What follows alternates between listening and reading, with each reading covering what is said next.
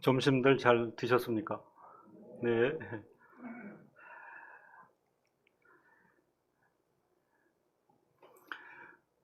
솔리데오 글로리아 교회의 이렇게 9주년 설립 진심으로 축하를 드립니다. 어, 혹시 여러분들이 교회의 명이 좀 좋다, 혹 이제 무슨 뜻이냐 이렇게 물어보는 분들이 좀 있을 수 있죠. 네. 저한테는 특별히 각별한 게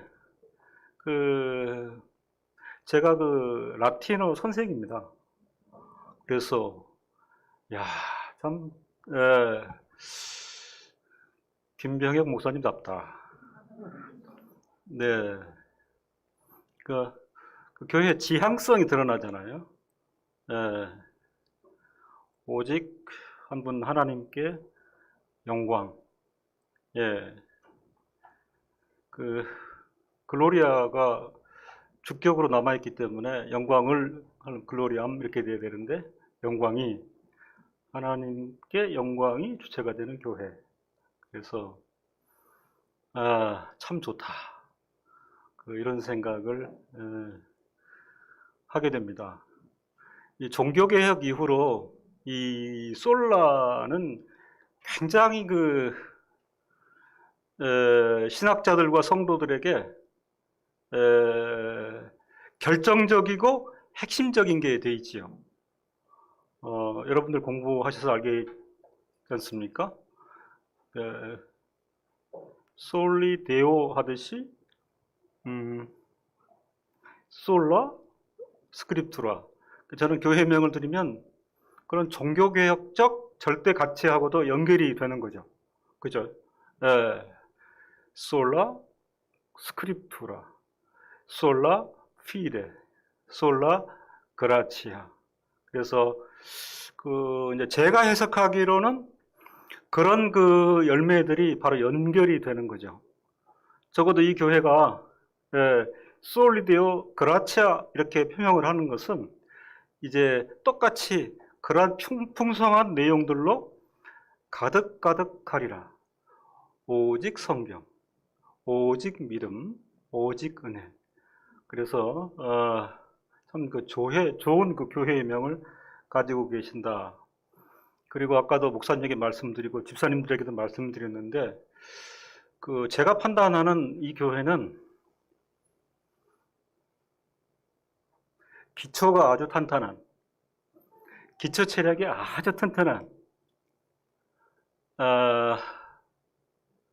제가 오늘 여기 서서 하는 얘기가 아니고 한국 전체를 보아도 이렇게 기초 체력이 튼튼한 교회가 드물다. 네. 특별히 우리 어린 성도들이 이렇게 자리를 지키고 앉아 있는 것 그 자체 하나가 사실은 군계 일학입니다. 네. 그래서 목사님과 성도 여러분들의 그동안의 노고를 크게 치아를 드리고 싶고, 이제 10주년, 11주년 가시면서 계속해서 이 교회가 지식과 경건에 또 풍성해지는 그런 유산을 남기는 교회로 발전하기를 하나님의 이름으로 소원하고 그리고 지켜볼 것입니다. 그래서 이런 교회가 계속 든든히 서가기만 하게 되면 교회사의 이제 기삿거리가 되는 거예요. 네. 아까 제가 화랑개혁교회의 내용을 좀 말씀드렸는데 똑같은 인상들을 받아요. 네. 왜 그런 교회들이 100년, 120년 그 신앙을 지키면서 그렇게 건재할까 하는 데는 다 이유가 있다. 어린이들부터 깊이 신앙교육을 시켜서 남녀노소의 계대가 끊이질 않습니다. 그 옆에 독일 가보면 평균 72세 할머니 할아버지들 이제 장례 대기로 모이시는 그런 교회들인데 화란은 그렇지가 않다. 화란도 다 그런 건 아니지만, 그래서 기쁨과 소망을 제가 이 교회에서 지금 흠뻑 느끼고 있다 말씀을 드리겠습니다. 제2강 이제 제목을 더 나은 본향을 사모하며 부르심의 귀결 이렇게 말씀을 정했고요. 이제 본문 내용은 그 창세기 조금 많은 부분인데 12장부터 25장. 쉽게 말하면 12장은 부르심을 받아가지고 본토 친척 아버지 집을 떠나는 내용이고요. 25장에서는 아브라함이 죽습니다. 그 일대기를 묘사해 놓은 부분이 창세기 12장에서 25장까지다. 그래서 이제 전체 그 줄거리를 삼았고요. 참고 말씀으로는 이제 히브리서 11장 8절로 10절, 그 다음에 이제 13장 16절인데, 역시 신구약의 통일성에 의거하여 히브리서 기자가 참으로 먼 세월 뒤에 아브라함의 역사를 판단하고 평가한 내용입니다. 11장 8절로 10절 우리 한 목소리로 좀 읽어보겠습니다. 믿음으로 아브라함은 부르심을 받았을 때에 순종하여 장래 기업으로 받을 땅에 나아갈세 갈 바를 알지 못하고 나갔으며 믿음으로 저가 외방에 있는 것 같이 약속하신 땅에 우고하여 동일한 약속을 유업으로 함께 받은 이삭과 야곱으로 더불어 장막에 거하였으니 이는 하나님의 경영하시고 지으실 터가 있는 성을 바랐음이니라. 히브리서 11장 13절 16절 읽겠습니다. 이 사람들은 다 믿음을 따라 죽었으며 약속을 받지 못하였으되 그것들을 멀리서 보고 환영하며 또 땅에서는 외국인과 나그네로라 증거하였으니 이같이 말하는 자들은 본향 찾는 것을 나타내미라. 저희가 나온 바 본향을 생각하였다면 돌아갈 기회가 있었으려니와 저희가 이제는 더 나은 본향을 사모하니 곧 하늘에 있는 것이라. 그러므로 하나님이 저희 하나님이라 일컬음 받으심을 부끄러워 아니하시고 저희를 위하여 한 성을 예비하셨느니라. 여호수아가 이스라엘 백성 앞에서 여호와의 말씀을 인용하는 부분이에요. 여호수아 24장 3절 읽겠습니다. 내가 저희 조상 아브라함을 강 저편에서 이끌어내어 가나안으로 인도하여 온 땅을 두루 행하게 하고 그 씨를 번성케 하려고 그에게 이삭을 주었고, 역시 순교자 수데반이 언급한 하나님의 약속 부분입니다. 사도행전 7장 5절 함께 읽겠습니다. 그러나 여기서 발붙일 만큼도 유업을 주지 아니하시고 다만 이 땅을 아직 자식도 없는 저와 저희 씨에게 소유로 주신다고 약속하였으며, 제2강의 주제 말씀으로 히브리서 11장 16절을 삼았습니다. 저희가 이제는 더 나은 본향을 사모하니 곧 하늘에 있는 것이라. 그러므로 하나님이 저희 하나님이라 일컬음 받으심을 부끄러워 아니하시고 저희를 위하여 한 성을 예비하셨느니라. 오전 시간 제1강에서 말씀드린 하나님의 명령 떠나가라는 하나님의 부르심에 인생 아브라함이 어떻게 구체적으로 응답하였는지를 이제 살펴보도록 하겠습니다. 단 한 번의 하나님의 부르심, 그러나 그 부르심에 응하는 인생으로서는 일생을 걸고 응하지 않을 수 없습니다. 이것이 신앙 걸음인 것입니다. 그렇지만 쉽게 지쳐버리는 인생이기에 때로 아주 조심스러운 그 표명인데요. 조심스러운 표명입니다. 쉽게 지쳐버리는 인생에게 때로 임시 위로의 형식으로 붙들어 주시지만 신학 용어에는 없는 거예요. 네. 그런데 어쩔 수 없어요. 이런저런 가시적인 것들, 사탕과 같이 달짝지근한 것들, 그죠? 네, 솜처럼 부드러운 것들, 보면 기분 좋은 것들, 임시 위로 형식으로 붙들어 주시지만 문제는 어리석어서 그것이 영원한 줄 착각하고 그것에 천착하여 정착하여 그것으로 만족하면 이제 그것이 큰 일이긴 하죠. 임시위로 형식으로 붙들어 주시는 것 거부할 수는 없다.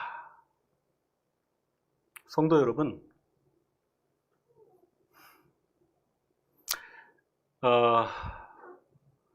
그 후배 목회자들에게도 제가 이렇게 단상에서 하는 얘기는 강의를 여러 차례 하다 보니까 만들어낸 어떤 그 표명이에요. 그죠? 예, 뭐 더 나은 걸 할 수 있는데 쉽게 생각하십시다. 이렇게 보여지는 것들 있잖아요. 아무리 좋게 보여도 임시 1호의 형식들이라 생각을 하십시오. 그죠? 예. 자꾸 우리가 약하니까 그거 하나 붙잡으면 머무르거나, 그죠? 현혹돼서 빠지거나, 예. 근데 아무리 어떤 가치를 부여해도 지상적인 것, 가시적인 것, 예? 예. 잠시 잠깐 찰나의 것들이에요. 그렇잖아요. 예. 그 설교할 때 제가 뭐 애화 안 들기로 유명한 사람인데요. 그래도 오늘은 뭐 조금 해도 되죠. 감사합니다. 예. 그 1900년에서 1910년까지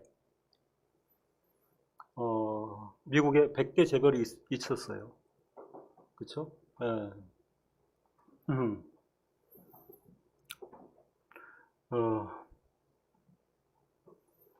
카네기, 록펠러 등등. 하버드의 한 교수가 이제 역사 자료를 연구를 해봤어요. 이 100대 재벌이 언제까지 건재했을까? 1930년에 보니까 95대 재벌이 망했어요. 그리고 그 사람들 행적을 조사를 해봤더니 객사한 사람, 자살한 사람들, 약물 중독으로 죽은 사람들, 감옥에 간 사람들. 그래서 이제 그 연구자가 깜짝 놀란 거죠. 꼭 그 신앙권이 아니더라도 세상은 이렇다 하는 거예요. 그래서 이제 그런 사변들을 종합해 보니 임시 1호라고 표현하는데 독소 조항이 많은 거죠. 독소 조항이 참 그 경제적으로 힘든데, 그죠? 예. 그 임플란트 회사의 그 직원이 거의 한 2천억 원을 어떻게 해갖고, 예, 막 부랴부랴 건물을 샀죠. 예. 저는 그 부인도 이상한 사람인 것 같아. 4층짜리를 부인한테 탁 명예해서 주니까 기뻐했을까? 제대로 된 여인이라면, 여보 이거 어디서 났어? 따지고 물어야 되는데, 자기 명령을 달라고 하니까, 아이고, 예. 한 2시간 갔을까요? 그 기쁨이?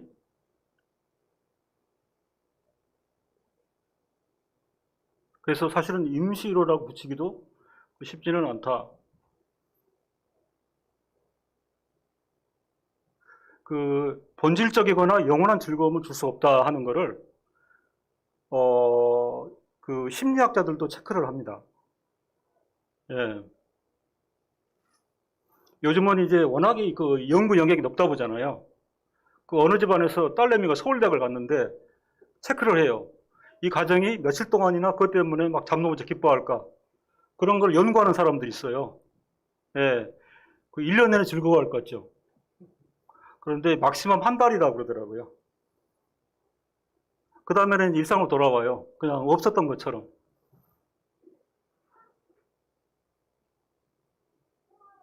그러니까 우리가 사실은 그 실체에 현혹되는 게 많아요. 그죠?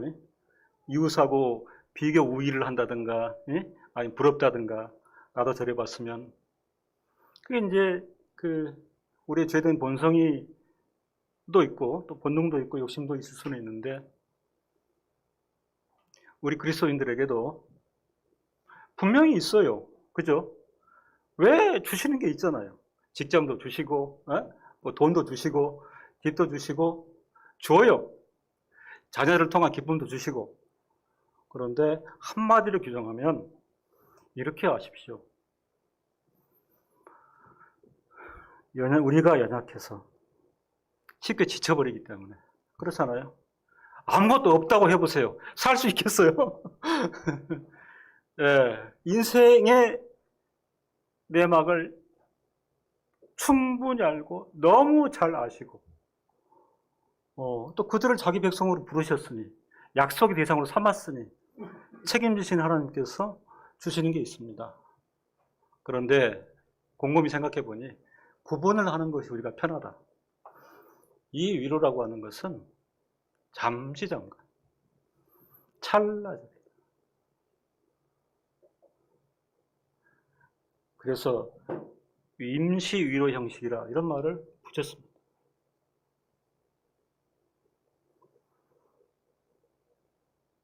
결국 하나님의 경륜이 이끄시는 궁극적인 목표를 따라 은혜로 부르시고, 은혜로 이끄시고, 은혜로 상 주신다.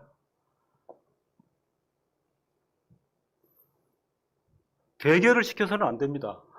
그죠? 은혜도 받고, 이런 위로도 받고, 비중도 비슷하고, 이런 성격은, 이런 가치는 아니에요. 결국이라고 그랬어요. 결국. 그죠? 결국. 은혜로 부르시고, 은혜로 이끄시고, 은혜로 상 주신다. 개혁자들이 솔라 그라치아라고 종교개혁의 성격을 그렇게 표명한 데에는 충분한 이유가 있다 이 말입니다. 지금 우리가 코로나19로 얼마나 힘들어요. 그죠? 그런데 엄밀한 지표로 보면 흑사병, 패스트 역사보다 험악한 건 아니에요. 네. 패스트가 1300년에서 거의 1600년까지 유럽을 휩쓸었잖아요. 그렇죠? 예. 유럽 인구의 35%는 다 죽었어요. 그래서 지금도 역사 기록을 보면, 예를 들어 이탈리아나 스페인의 한 마을에 흑사병이 들어오잖아요. 그러면 그 마을 인구 500명이었잖아요. 옆에 마을에 흑사병이 전염했다라고 하면 이미 이 마을에서 관을 짜기 시작합니다. 한 300개를 짜놔요. 틀림없이 50% 이상은 죽으니까 관 짜기 시작하는 거예요.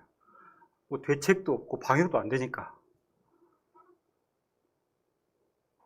이 흑사병이 종교개혁을 관통했습니다. 그래서 종교개혁자들 중에도 다수가 흑사병으로 소천했어요.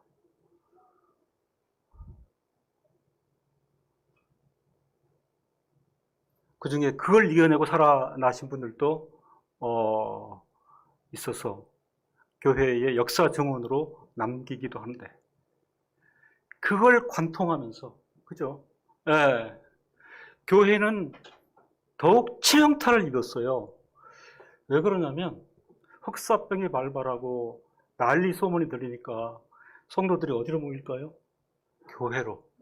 그래서 교회가 완전히 무덤이 됐어요. 무덤이. 그죠? 이 전염병은 거리두기를 해야 되는데, 하나님 살려주십시오. 와서 기도하고 그렇게 하느라고 교회로 몰려드니까 교회의 피해가 훨씬 더 심했던 거예요.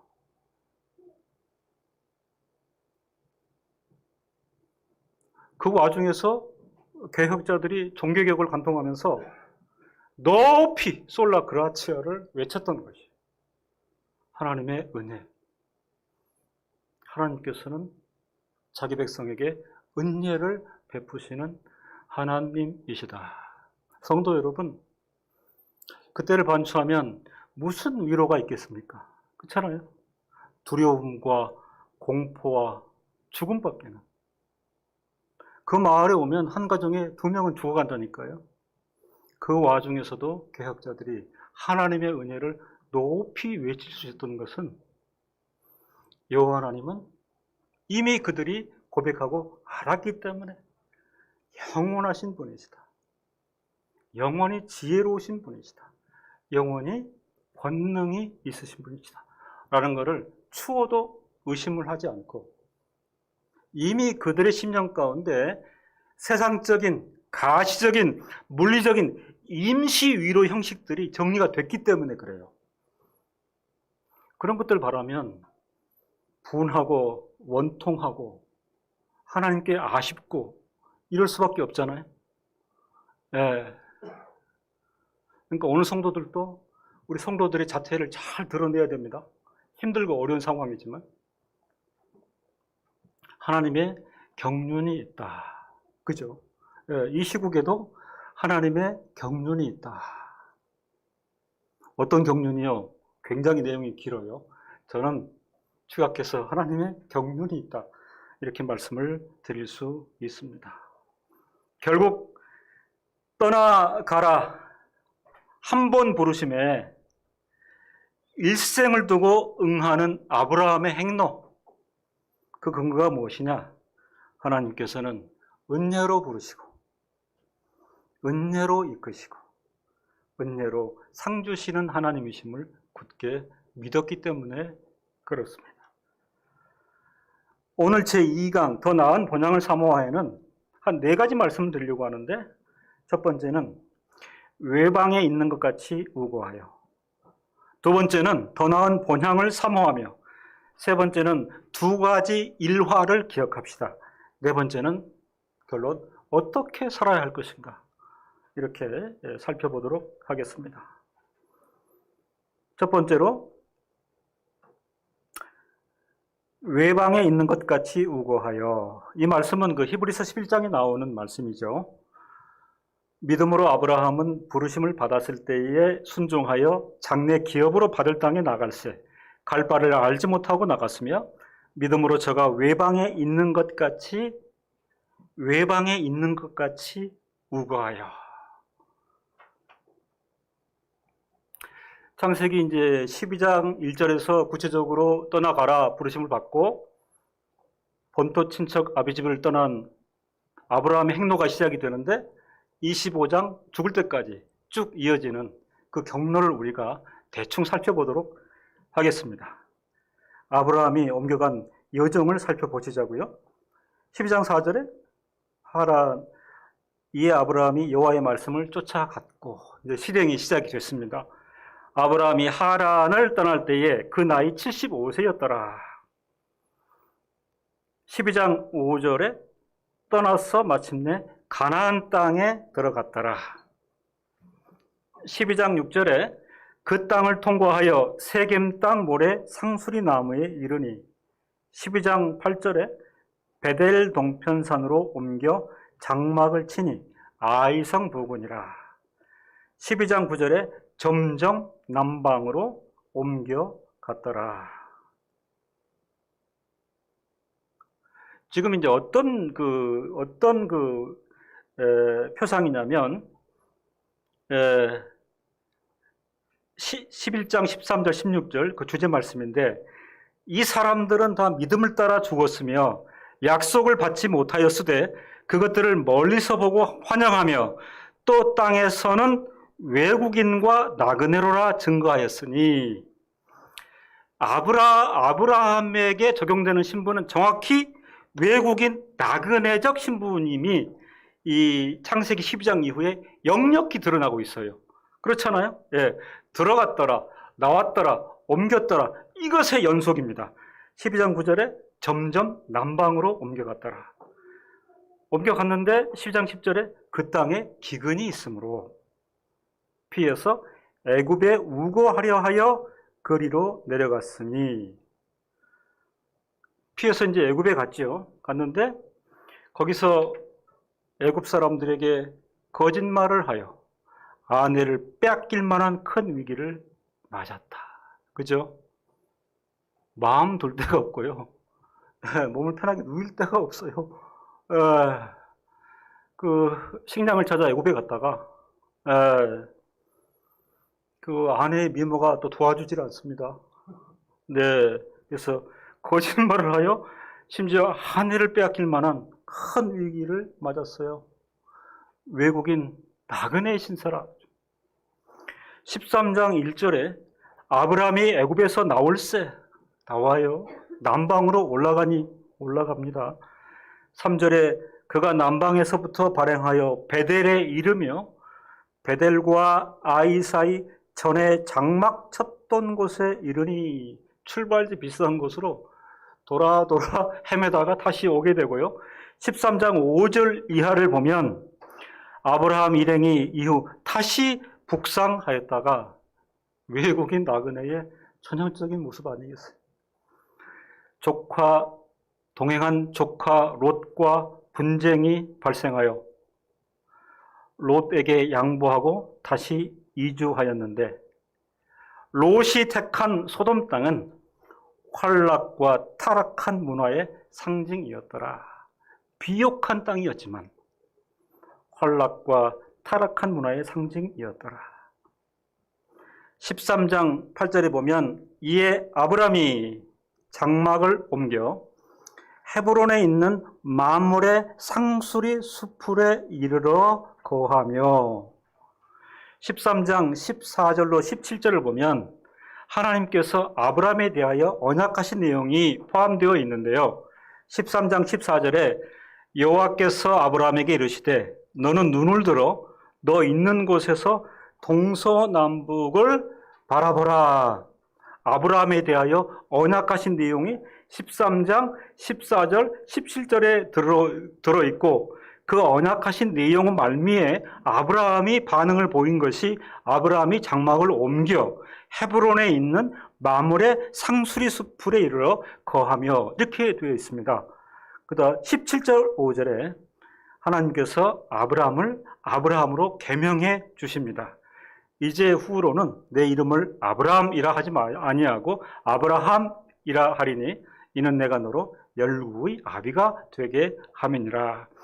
20장 1절에 보면 아브라함이 또 거기서 남방으로 이사하여 20장 2절에 가데스와 술 사이 그랄에 우거하여, 계속해서 우거하여가 나오는데, 우거하여가 상정하는 게 외국인과 나그네예요. 그죠?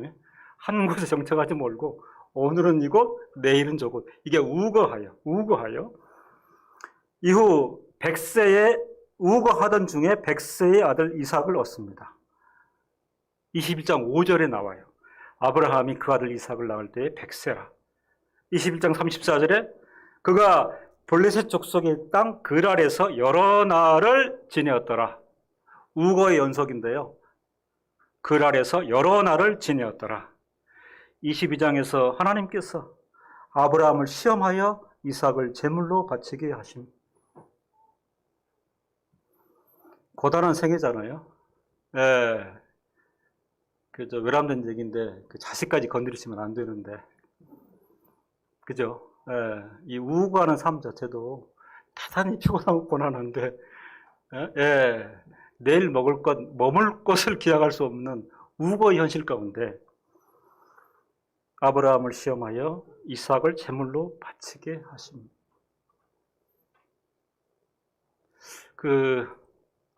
앞선 시대의 인물이나 역사를 우리는 뒤에서 거꾸로 보잖아요. 그죠? 예. 인성이 가지고 있는 단순함상 쉽게 많이 보는 거죠. 그렇잖아요. 예. 저도 6.25 겪어보지 않았는데, 겪어보지 않았기 때문에 좀 쉽게 보는 경향도 있을 수 있어요. 그죠? 예. 피난 가고 1.4.5 때. 근데 이제 겪어보신 어른들 얘기로는 뭐라고 합니까? 안 겪어보니까 몰라, 이렇게 나오잖아요. 우리가 창세기 12장에서 25장을 쭉 읽으면서도 교례 들어 성경을 읽는 거지 대충 넘어가는 많은데, 조금 진지하게 들여다보면 어떻게 한 인생에게 이런 일들이 연속해서 발생할 수 있을 것인가? 네.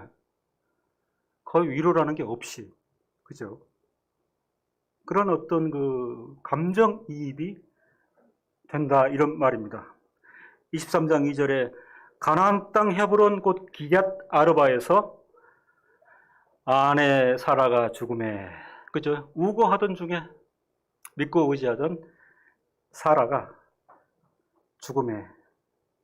23장 16절 슬픕니다. 소유한 토지가 없어.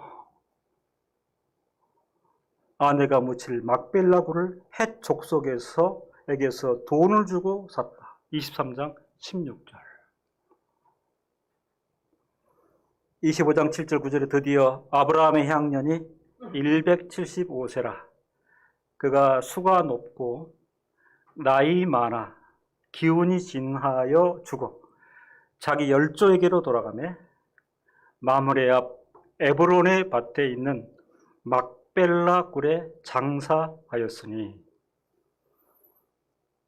이게 지금 12장에서 25장까지, 그죠? 부르심을 받고 본토 친척 아버지 집을 떠나서 내가 내게 지시할 땅으로 가라 하시는 그 명령과 언약을 받아 출발하였다가 여기가 마침이에요. 그가 수가 높고 나이 많아 기운이 진하여 죽어 자기 열조에게로 돌아가매 마므리 앞 에브론의 밭에 있는 막벨라 굴에 장사하였으니. 근데 이제 이야기가 여기서 종결되지 않습니다. 더 나은 본향을 사모하며. 그렇죠? 그러니까 미뤄 짐작해가지고요, 안착할 본향이 이 땅이 아니라는 것을 이미 성경은 우리에게 증거로 남기고 있습니다. 위에서 본 바와 같은 아브라함의 인생 여정을 보이시면서 성령 하나님께서는 인생들에게 성경의 기록자들을 통하여 무엇이라고 말씀하시는가 주목해 볼 필요가 있습니다. 아브라함이 죽었습니다. 그리고 수백 년이 지난 후 아브라함 사후 수백 년 생애 동안 신실하게 여호와 하나님과 동행하였던 여호수아가 또 죽기 전에 백성 앞에서 하나님의 말씀을 조명할 때 아브라함을 회고하고 있습니다. 마치 그런 거죠. 제가 이제 죽고 나면 100년 뒤에 만약에 후손이, 그죠? 신앙의 계대가 이어졌으면, 몇 대조인 할아버지 강승환 목사를 이제 회고를 한번 해보는 거예요. 뭐 일생 이렇게 살았다. 그 다음에 그 행적에 대해서. 이제 같은 지금 그 모양새인 것입니다. 아브라함이 죽고 수백 년이 지난 생애 동안 신실하게 여호와 하나님과 동행하였던 여호수아가 그도 죽기 전에 백성 앞에서 하나님 말씀을 조명할 때에 아브라함을 끌어내요. 아브라함을. 여호수아 24장 2절로 3절. 여호수아가 모든 백성에게 이르되 이스라엘 하나님 여호와의 말씀에 옛적에 너희 조상들 곧 아브라함의 아비 나홀의 아비 데라가 강 저편에 거하여 다른 신들을 섬겼으나 내가 너희 조상 아브라함을 강 저편에서 이끌어내어 가나안으로 인도하여 온 땅을 두루 행하게 하고. 하나님께서 직접 행하신 말씀을 여호수아가 정확하게 인용하고 있는 것이에요. 그죠? 하나님의 아브라함 활용을 정확하게 인용하고 있어요. 아브라함의 역사만 보면 뭐 인생이 이래, 슬프겠다, 안타깝겠다, 그럴 수 있나, 그 약속 부도 맞았나, 이런 말들이 오갈 수 있는데 수백 년이 지난 이후에 다시 이스라엘 백성 앞에서 여호수아의 입을 통하여 하나님께서 아브라함의 생애 가치에 대해서 판단을 해주는 거예요. 지 마음대로 다닌 게 아니라 정확하게 나의 플랜대로, 내가 인도한 대로 생애를 아브라함은 살아갔다.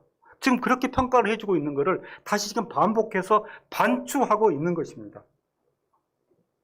이 얘기를 또 언제 하느냐? 돌에 맞아 순교한 순교자 스데반이, 그죠? 인생 마지막에서 이 역사를 다시 한번 회고를 하고 있어요. 사도행전 7장 2절로 5절. 스데반이 가로되 우리 조상 아브라함이 하란에 있기 전 메소포타미아에 있을 때에 영광의 하나님이 그에게 보여 가라사대 내 고향과 친척을 떠나 내가 내일 보일 땅으로 가라 하시니 아브라함이 갈대아 사람의 땅을 떠나 하란에 거하다가 그 아비가 죽음에 하나님이 그를 거기서 너희 시방 거하는 이 땅으로 옮기셨느니라. 그러나 여기서 발붙일 만큼도 유업을 주지 아니하시고 다만 이 땅을 아직 자식도 없는 자와 저의 씨에게 소유로 주신다고 약속하였으며. 그렇잖아요. 처절하게 지금 돌을 맞아 죽어가는 스데반이. 그죠? 유대인들과 로마의 관원들 앞에서 마지막으로 신앙 고백을 할 때에 아브라함의 역사를 끌어내는 것입니다. 우리도 그럴 수 있겠죠. 그죠? 시대가 악화해져서 만약에 우리가 고문이나 압제나 순교 현실이 있었다고 할 때에 성경을 많이 읽고 평생 주와 동행했던 그런 분들은 쓰러져 가는 자리에 하나님이 누구시냐?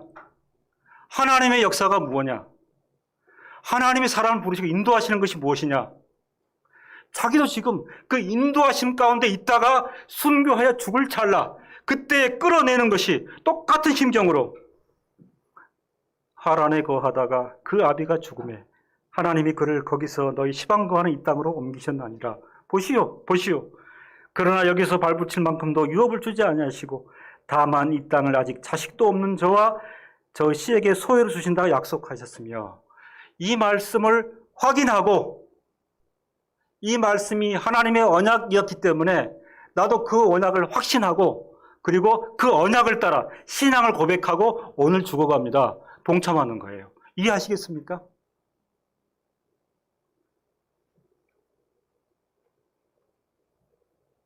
이 사실을 받들어서 이런 아브라함, 이런 여호수아, 그분들의 고백, 히브리서 기자가 성경 말미에 이것이 신앙입니다. 그러니까 우리가 우리 스스로에게 물을 수 있고 또 복음 전도자에게 물을 수 있잖아요. 과연 신앙이 무엇이요?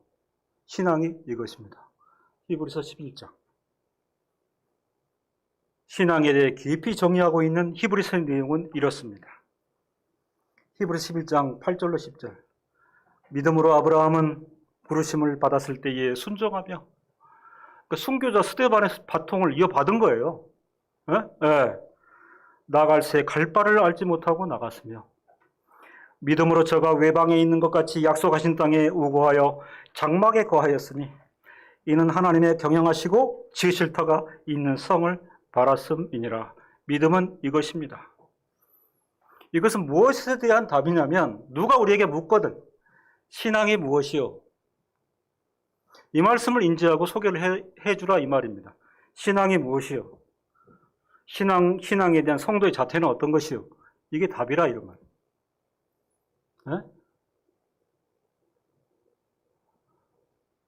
신앙을 자기 마음대로 해석하는 해석이잖아요. 그죠?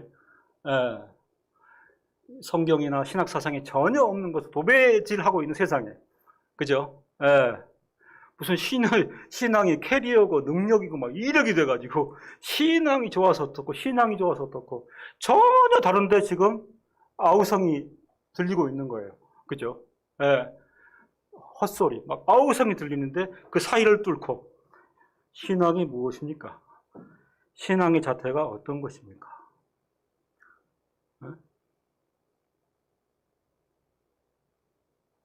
외람된 얘기인데 목회자들이 모여도 그죠? 이런 본질보다는 아이고 초면이십니다. 목사님 성도수 몇 명입니까? 저희 한 20명 되는데요. 그럼 이렇게 딱 고개를 돌리세요. 이분하고는 이제 교제를 안 해야 되겠다. 상처를 얼마나 받는지 몰라요. 그러니까 신앙의 규정이 그런 데로 가 있어요. 교회 건물은 자가입니까? 주차장은 완비되어 있습니까? 네! 그러면 이제 아이고 식사라도 하십시다. 성도들께서 웃으시는데 절망적인 현실입니다. 신앙이 그런 것입니까? 기도 많이 하셨네요. 더 애쓰셔야 되겠어요? 신앙 성장을 위해서 전부 외적인 지표가 있는 거예요, 이제는. 그렇다면 신앙을 따라 사는 성도의 진정한 소망은 무엇인가? 참 신앙에 거하고 있다고 하면 뭘 소망하며 살고 있겠는가? 히브리 11장 13절 16절. 이 사람들은 다 믿음을 따라 죽었으며 뭐죠? 그 외에는 아무것도 없는 거예요. 믿음을 따라 죽었으며 약속을 받지 못하였을 때 굉장히 이게 좀 엄밀한 얘기인데요. 여호와께서 약속을 하셨잖아요. 그 당대에는 이루어지지 않았잖아요. 부도수표는 아닌데 당대에 이루어지지 않았기 때문에 하나님께서 의혹을 사실만 하단 말입니다. 약속하셨는데 뭐 안 보여주십니까? 약속을 받지 못하였으며 인정하는 거예요. 하나님의 영원하신 지향점, 이 약속이 오늘에 발아해졌지만 영원을 두고 하나님께서 실현하실 것임을 결국은 알아낸단 말입니다. 그렇잖아요. 구속사라고 얘기를 했잖아요. 구속사. 그죠? 아브라함을 통해서 그리스도를 일으키시고 그리스도를 통해서 오고 오는 세대의 수많은 택한 백성들에게 구원이 주입되는 이 역사, 구속자 전체를 들여다보게 하시는 이게 약속의 실체입니다. 그걸 뭐라고 얘기합니까? 175세에 죽었잖아요. 그렇죠? 죽어가면서 편안하게 깨달았어요, 아브라함은. 이걸 성경이 뭐라고 표현한 줄 압니까? 약속 지키실 하나님을 멀리서 보고 환영했어요. 그죠? 안목 흐려가지고 잘 안 보이지만 멀리 있는 실루엣만 보고도 기쁘고 환영한 것이에요. 이삭 태어난 걸 보고 이 구속사의 한 여정을 스펙트럼을 보는 거예요. 그 이유를 보는 거예요. 솔리데오 글로리아 교회가 이런 아름다운 모습으로 오늘의 자리에 갈 때 이 교회가 발전해가고 여기 있는 어린 성도들의 또 자녀가 이런 자리를 이룰 때에 그 소망이 적어도 강 목사로 하여금 영원을 두신 하나님의 약속을 보게 하는 것이에요. 그렇잖아요? 그건 무슨 얘기냐면 나에게 있어서 나에게 주어지는 상급 분깃이 없다 할지라도 멀리서 보고 그 하나님의 경륜을 환영하는 거란 말이죠. 여기 7살, 8살 소녀가 이렇게 아름답게 찬송을 하는 걸 보고 하나님의 그 신앙의 궤도는 계속 이어지겠다. 미뤄 짐작해서 그거를 성경 뭐라 표현하냐면 멀리서 보고 환영하며 이렇게 표현을 하는 겁니다. 그래서요, 땅에서는 저 외국인이에요. 저 나그네예요. 증거, 당당히. 그죠? 증거하는 거예요. 우리가 외국 가보면 슬플 때 많잖아요. 80년대 유럽을 가가지고 이거 뭐 홀대 우리가 코레아인데 꼭 뭐 이렇게 인도네시아 옆에 있는 줄 알아요. 코레아, 인도네시아. 그래가지고 밀림이니 막 이렇게 물어봐요. 그 자체가 하대예요. 그래서 참 우리는 막 처절하게 노력하는 게 뭔지 압니까? 한국 설경 있잖아요. 그 사진 갖다가 보여줘요. 왜냐면 되게 눈 오는 나라 사는 국가고 잘 사는 나라잖아요. 눈 오는 국가. 그래서 막 한국에 사진 보내라 그래가지고 그 막 눈 쌓인 이런 지형, 눈 온 거 이렇게 보여주면서 우리도 눈이 온다고. 슬픈 사실이죠. 그 뭐 비자 발급 해도 그 옆에 일본 팀은 창구가 달라요. 정중하게 맞이하고 한국 가면은 취조를 받아요. 언제 나갈래? 똑같아요. 인도네시아, 베트남과 80년대에. 그때 우리가 어떤 성도의 본질을 더 느끼는 거예요. 세상에서는 이렇게 홀대를 받지만 우리는 하나님의 나라의 시민권을 가진 자라. 우리 집사님들은 귀가 아프게 들었을 예화가 있어요. 근데 한 친구가 어학고시에서 만났는데 험하게 입고 막 냄새 나고 심지어는 한국 사람들 와가 점심도 얻어먹고 이런 친구인데 항상 당당해요. 심지어는 잘 데가 없어가지고 야 니네 기숙사에 하루 껴 잘까? 막 이렇게 하니까 참 거지 같은 모습이잖아요. 얼마나 당당한지. 그래 한 물어봤어요. 너의 그 당당함의 원인은 뭐냐? 뭔 줄 압니까? 주머니에서 딱 꺼냈는데 아메리칸 패스포트 미국 시민이에요. 미국 패스포트를 보이면서 그때 우리가 빵 맞았어요. 우리는 하늘나라 시민권인데 얘들한테 밀렸네? 돈이 없어가지고요. 한국 사람 쫓아다니면서 밥 얻어먹고 이래도 그 패스포드 하나가 얼마나 자긍심을 가지는지, 자기 미국 시민이라는 거예요. 그때 우리가 크게 깨달았습니다. 즐거이 고백하는 겁니다. 외국인입니다. 나그네입니다. 이렇게 우리가 선전하고 말하고 자의식을 가질 때 이같이 말하는 자들은 본향 찾는 것을 나타냅니다. 돌아갈 영원한 본향이 있습니다. 저희가 이제는 더 나은 본향을 사모하니 곧 하늘에 있는 것이라. 그러므로 하나님이 저희 하나님이라 일컬음 받으심을 부끄러워 아니하시고 저희를 위하여 한 성을 예비하셨느니라. 성도 여러분, 성경에 비추어 볼 때 하나님은 이런 자의 하나님이십니다. 그러므로 참 부르심에 거한다는 것은 작은 사건 하나만 보고도 하나님께서 하나님의 큰 일을 시작하셨음을 알고 멀리서 보고 환영하며 즐거워하는 것입니다. 우리가 만약에 손바닥에 증거를 올려주십시오. 내 눈앞에 보여주십시오. 그죠? 뭐 쉽게 해주십시오. 느끼게 해주십시오. 그러면 굉장히 괴로울 거예요. 그죠? 우리는 다 같이 작은 사건 하나를 통해서, 그죠? 지금 멀리서 보며 살아가는 사람이에요.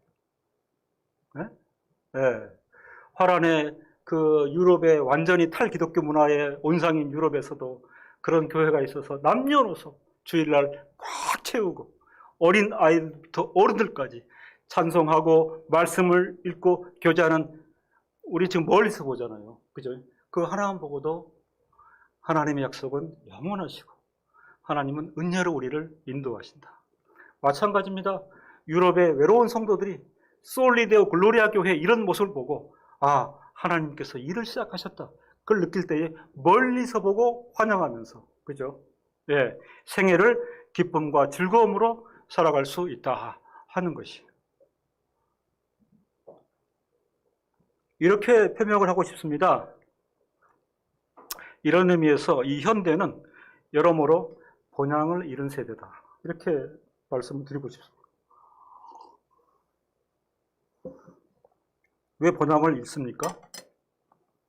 다 이 땅에 이렇게 안착하고 정착하려고 하는데 몹시 노력하고 있기 때문에 스스로 본향을 상실해버린 거예요.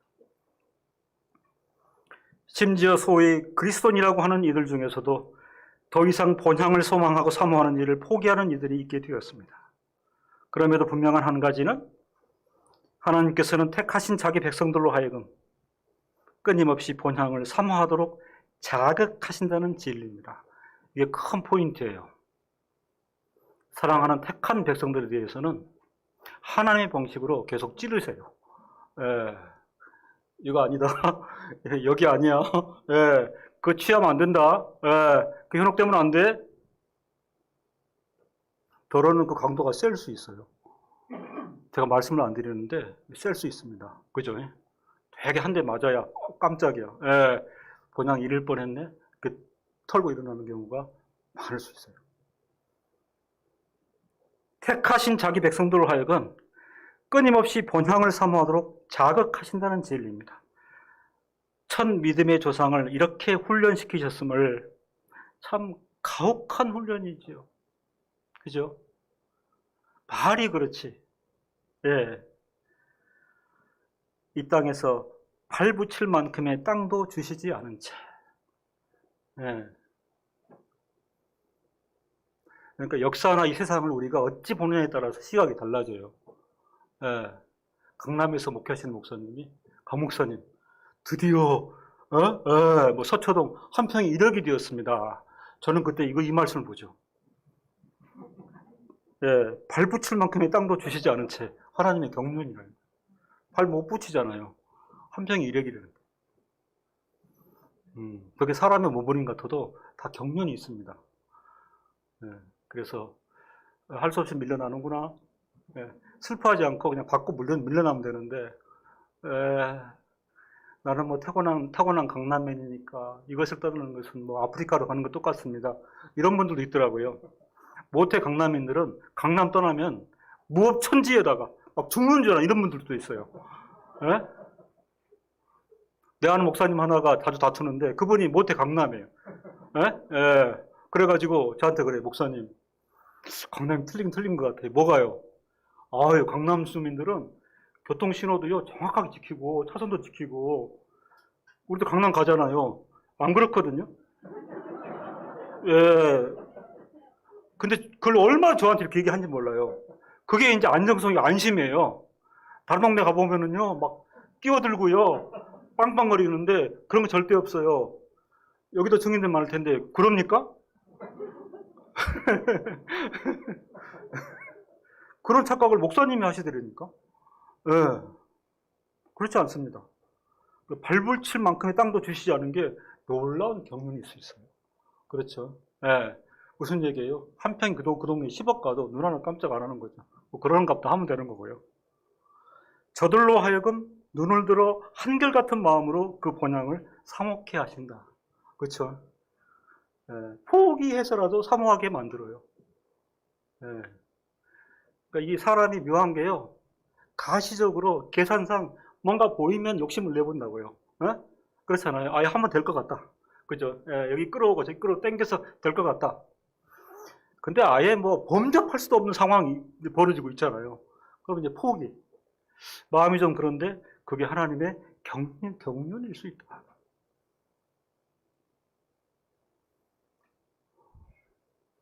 포기해도 뭐 죽습니까?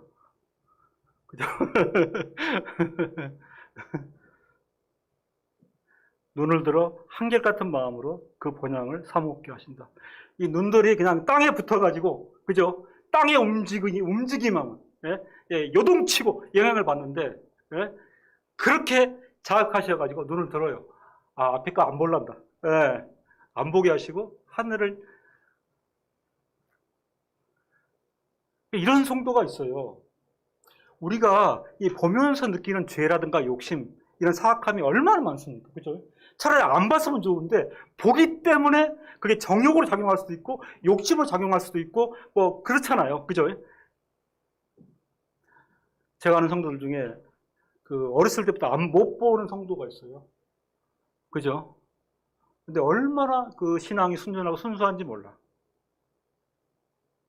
근데 다른 분이 인생에 수많은 풍파를 겪고, 이분하고 하는 얘기가, 죄송한데, 집사님, 저는 부럽습니다. 안 보고 살아서. 여러분, 죄송한 얘기인데, 안 보고 그 세월을 살아온 것이 정말로 부럽습니다. 그리고 안 봤기 때문에 죄도 훨씬 저보다는 덜 지셨잖아요. 진심으로. 눈을 들어 한결같은 마음으로 그 본향을 사모케 하신다는 겁니다. 아까 제가 말을 했잖아요.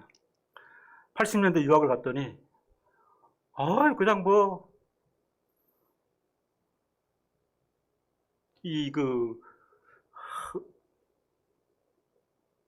우리 황인종들이 큰 백인들 앞에서는 그 자체가 자극이에요. 별로 안 좋게 보이는 거예요. 예. 근데 이제 80년 되면 우리 굉장히 힘들 때잖아요. 근데 이미 그쪽은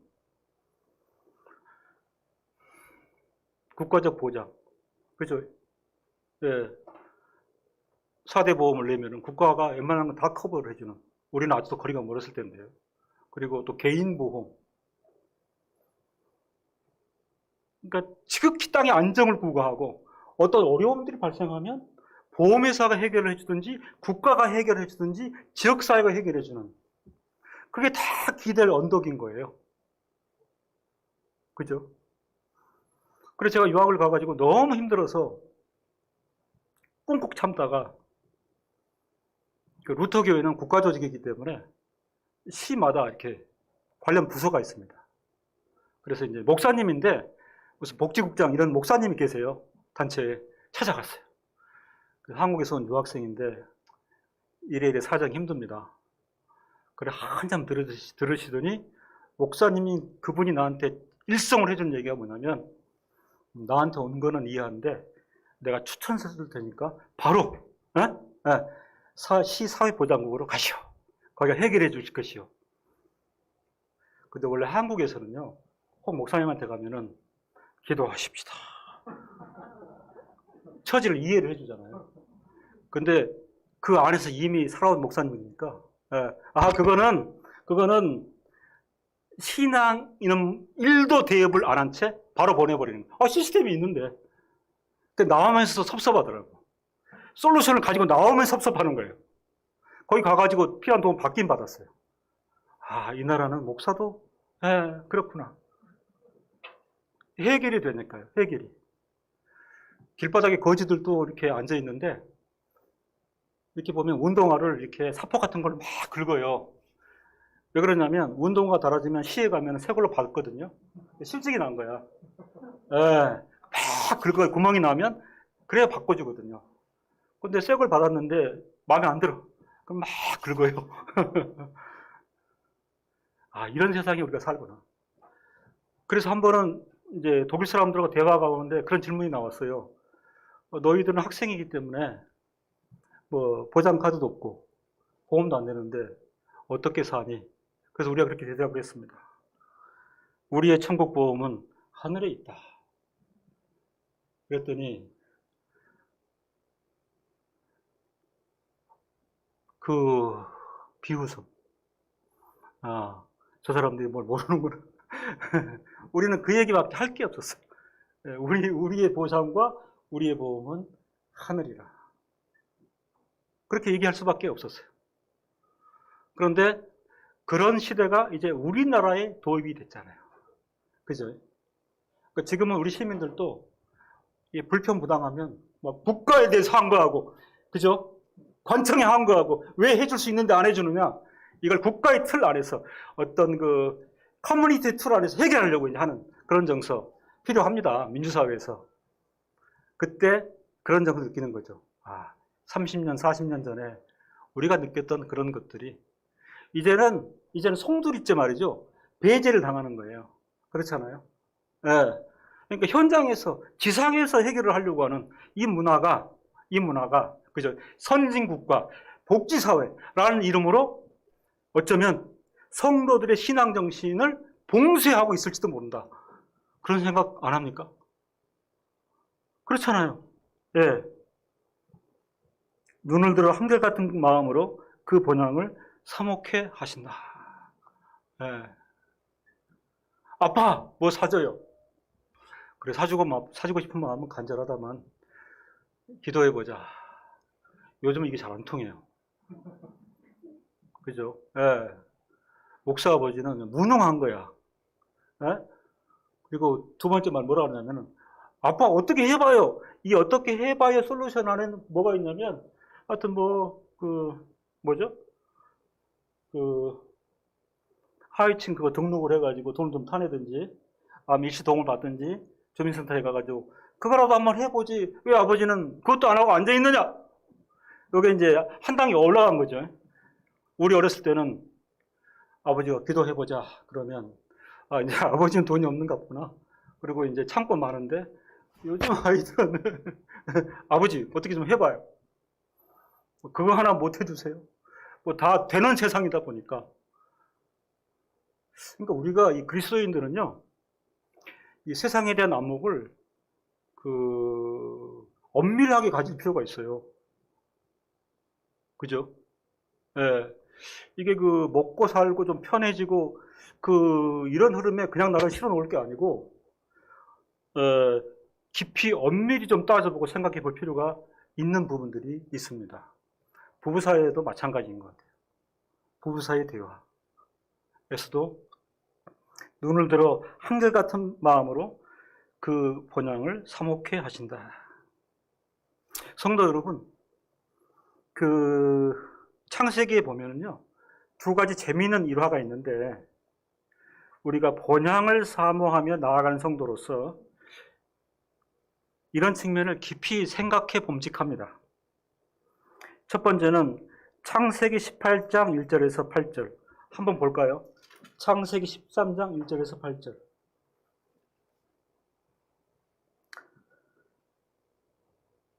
창세기 13장 1절에서 8절, 9절까지 우리 한번 읽어보도록 하겠습니다. 창세기 13장 1절에서 9절. 아브라함이 애굽에서 나올새 모든 소유며 롯도 함께하여 남방으로 올라가니 아브라함에게 육축과 은금이 풍부하였더라. 그가 남방에서부터 발행하여 베델에 이르며 베델과 아이 사이 전에 장막 쳤던 곳에 이르니 그가 처음으로 단을 쌓은 곳이라. 그가 거기서 여호와의 이름을 불렀더라. 아브라함의 일행 롯도 양과 소와 장막이 있으므로 그 땅이 그들의 동거함을 용납지 못하였으니 곧 그들의 소유가 많아서 동거할 수 없었음이라. 그러므로 아브라함의 가축의 목자와 롯의 가축의 목자가 서로 다투고 또 가나안 사람과 브리스 사람도 그 땅에 거하였는지라. 아브라함이 롯에게 이르되 우리는 한 골육이라. 나나 너나 내 목자나 서로 다투게 말자. 내 앞에 온 땅이 있지 아니하냐? 나를 떠나서 내가 좌하면 나는 우하고 내가 우하면 나는 좌하리라. 됐습니다. 예. 우리가 성도로서 이런 안목을 가진 성숙한 자들이 될 수 있을까? 아브라함과 조카 롯이 동거했다가 결별한 사건입니다. 아까 성도의 자태 이런 말씀을 드렸는데 선택의 기로에서, 그죠? 선택의 기로에서. 우리는 생애 동안에 성도로서 끝없는 선택의 기로에 서 있어요. 그죠? 좌로 갈지, 우로 갈지, 앞으로 갈지, 뒤로 돌아갈지, 이걸 택할지, 저걸 택할지. 선택의 기로에서. 요단들이냐, 척박한 헤브론 살 기슭이냐. 이게 굉장히 극단적인 대비예요. 그렇잖아요? 예. 광활하고 비옥한 요단들이냐, 척박한 헤브론 산 기슭이냐. 기상적으로 보면 뭐 주저할 필요도 없을 거 아니에요. 그죠? 선택이라 그랬는데. 아까 제가 성도의 성숙한 자태가 어느 정도 갈 수 있을 것인가? 재물이냐, 사람이냐? 이것도 쉽지 않다. 나를 기쁘시게 할 것이냐, 하나님을 기쁘시게 할 것이냐? 소유가 많아진 것이 화근이 되어 친족 간에 불화하게 되었을 때에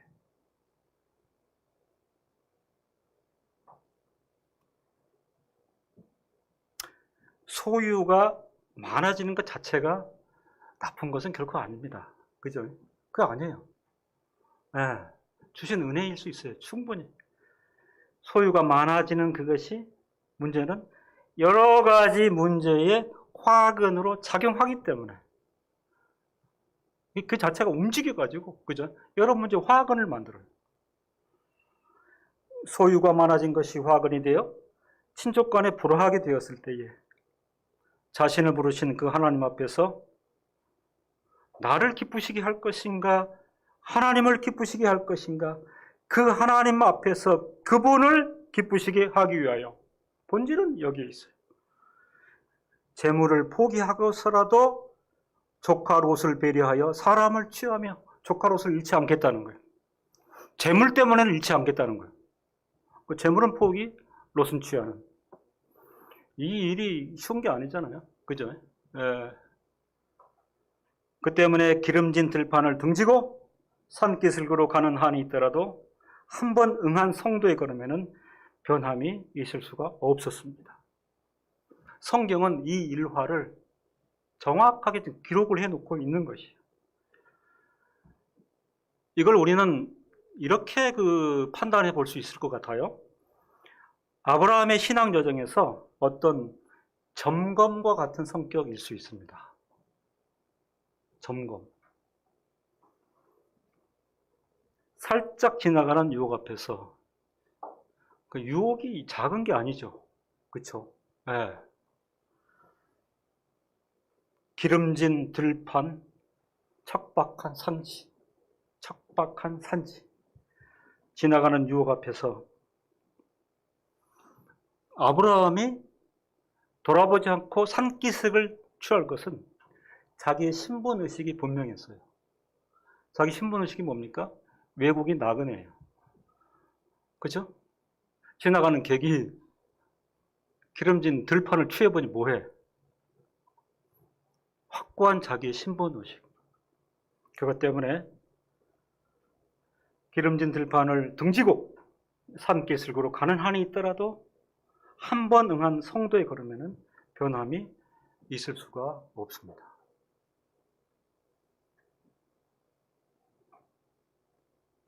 어찌 보면 아브라함 옆에 누가 있어요? 사라가 있죠.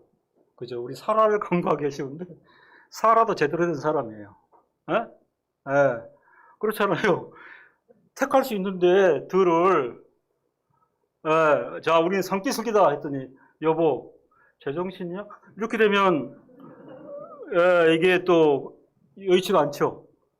그죠? 이걸 통해 가지고 우리가 사라도 들여다볼 수 있어요. 보통 사람 아니에요. 이 보통 실력이 아닌 거죠.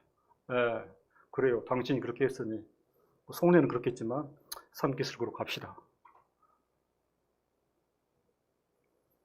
스스로 선택하여 척박한 땅으로 향하는 고통받는 의인으로서, 스스로 선택하여 척박한 땅으로 향하는 고통받는 의인으로서 아브라함은 다 내어주고 신앙 걸음을 계속한다.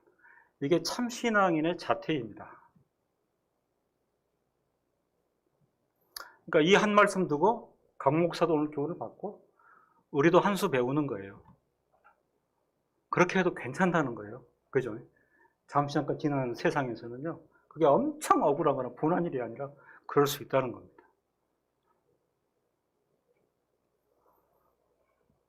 네 해라. 그 넓은 부족한 땅 누가 다 차지했습니까? 조카 롯이. 롯의 선택은 당시에는 제대로 기회를 잡은 것처럼 보이지만 결말이 뭡니까? 아시잖아요. 소돔과 고모라 아시잖아요. 이런 일화가 있다는 걸 우리가 기억하자 이런 말입니다.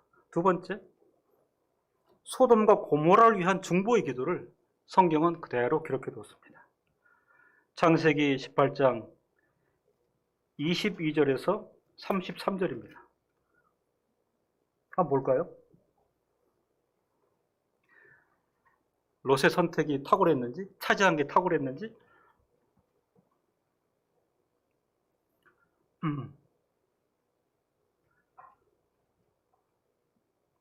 그런데 그런 소돔과 고모라를 위한 아브라함의 중보의 기도, 이건 참으로 놀라운 것입니다. 18장 22절 이하부터 33절까지 한번 읽어보겠습니다. 시작. 그 사람들이 거기서 떠나 소돔으로 향하여 가고 아브라함은 여호와 앞에 그대로 섰더니 가까이 나아가 가로되 주께서 의인을 악인과 함께 멸하시려나이까? 그 성 중에 의인 50이 있을지라도 주께서 그곳을 멸하시고 그 50 의인을 위하여 용서치 아니하시리이까? 주께서 이같이 하사 의인을 악인과 함께 죽이심은 불가하며 의인과 악인을 균등히 하심도 불가하니이다. 세상을 심판하시는 이가 공의를 행하실 것이 아니니까. 여호와께서 가라사대 내가 만일 소돔 성 중에서 의인 50을 찾으면 그들을 위하여 온 지경을 용서하리라. 아브라함이 말씀하여 가로되 티끌과 같은 나라도 감히 주께 고하나이다.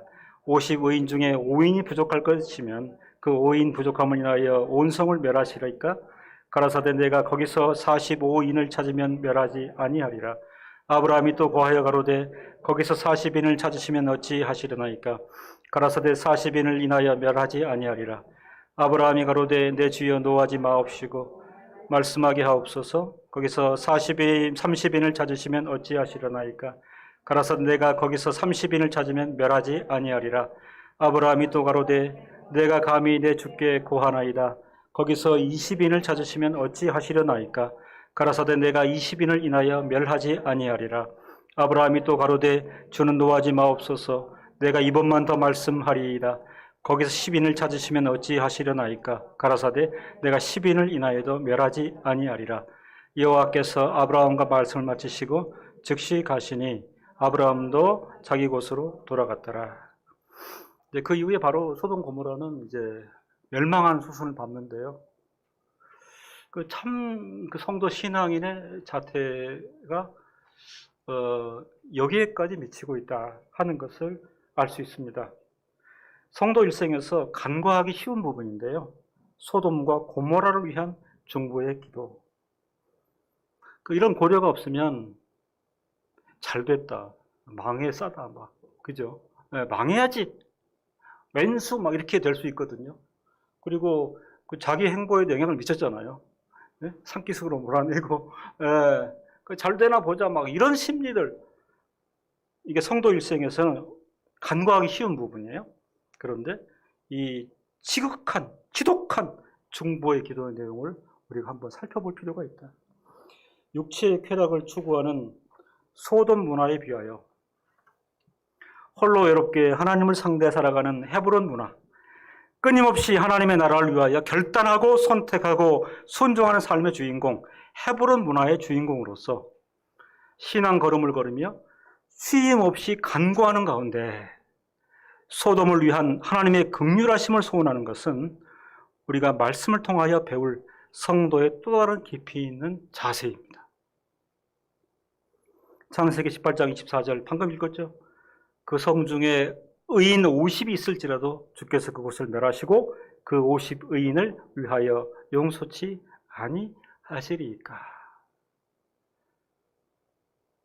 하실 수 있으면 18장 32절에 아브라함이 또 가로되 주는 노하지 마옵소서 내가 이번만 더 말씀하리이다. 거기서 10인을 찾으시면 어찌하시려나이까. 가라사대 내가 10인을 인하여도 멸하지 아니하리라. 죄악이 관영한 혼돈된 세상을 위한 중보의 기도 가운데 성도의 기도는 이렇습니다. 하나님의 택하신 백성, 의인이 혼재해서 살고 있다. 저들은 빠져나오도록, 저들은 하나님의 은혜 자리에 나오도록, 복음을 듣도록, 그죠? 우리 공동체에 합류할 수 있도록 그 기도의 여백을 늘 갖고 우리가 살아가는 중보의 기도의 정확한 그 이해가 이 이해예요. 그렇잖아요.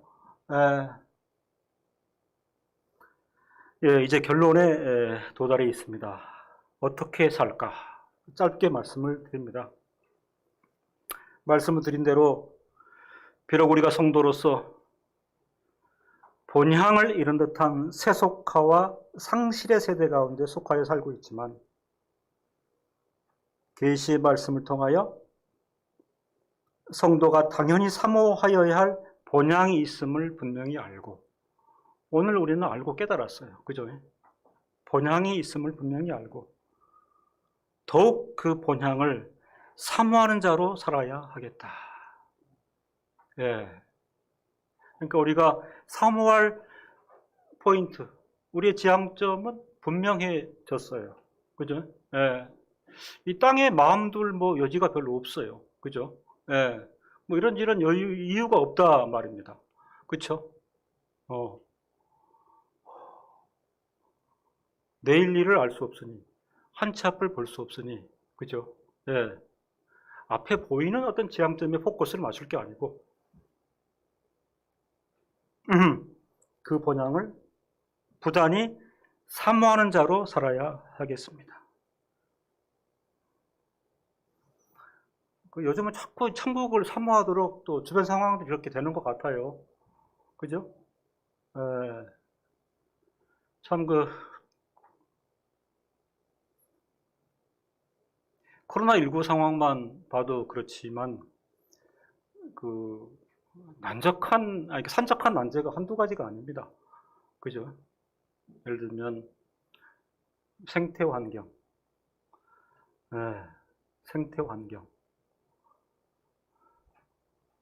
이제 여름이 두려워지잖아요. 얼마나 이제 폭염이 올까? 이 온난화의 현실이라는 게.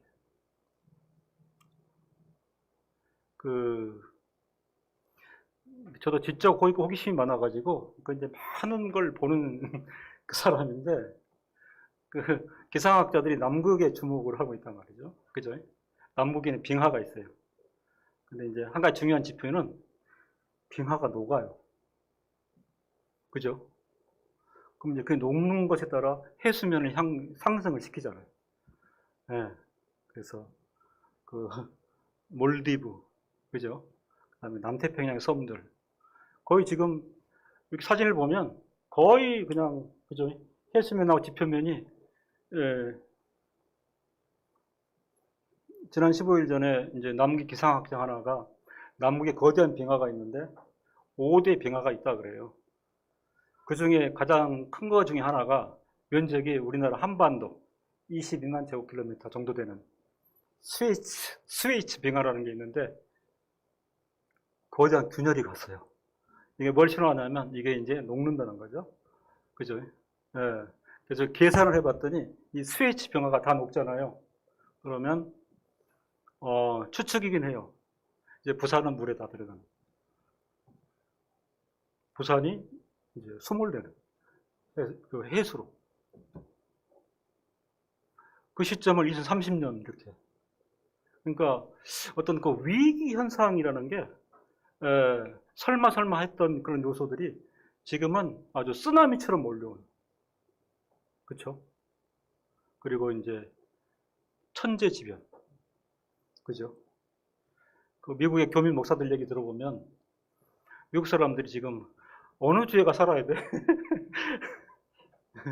캘리포니아가 산불에 너무 시달려가지고 밤에 막 잠자기 힘들 정도로 막 산불에 몰아치고 또 올여름에 기근이 너무 심해가지고 캘리포니아가 마실 물이 없어지고 그렇잖아요. 또 중서부 이쪽은 뭐죠? 토네이도가 규모가 한번 몰아치면 수십 명이 죽어나가고 동부 같은 경우는 이제 막 저기 혹한 그 다음에 멕시코만에서 올라오는 그래서 막 해가지고 그런 이유로 몇 년 전에 그 한국 교민들이 조지아 애틀랜타로 많이 이주를 했어요. 여기저기 따져보니까 그쪽 나왔다고 그랬는데 거기도 이번에 뭐 해일이라든가 이런 걸로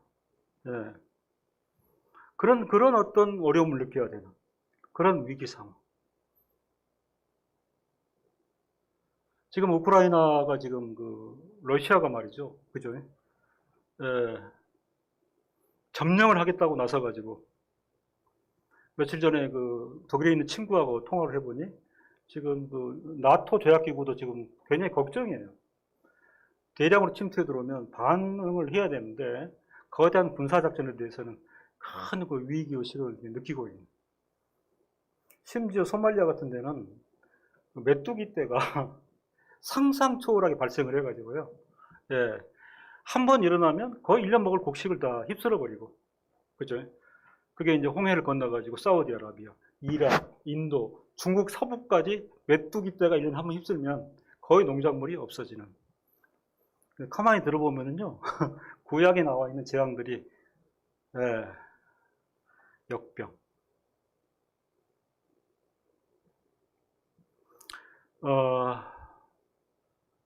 그러니까 부정적인 기류로만 말씀을 드리는 건 아니고 객관적으로 뭐 현실 인식이 이제 그렇습니다.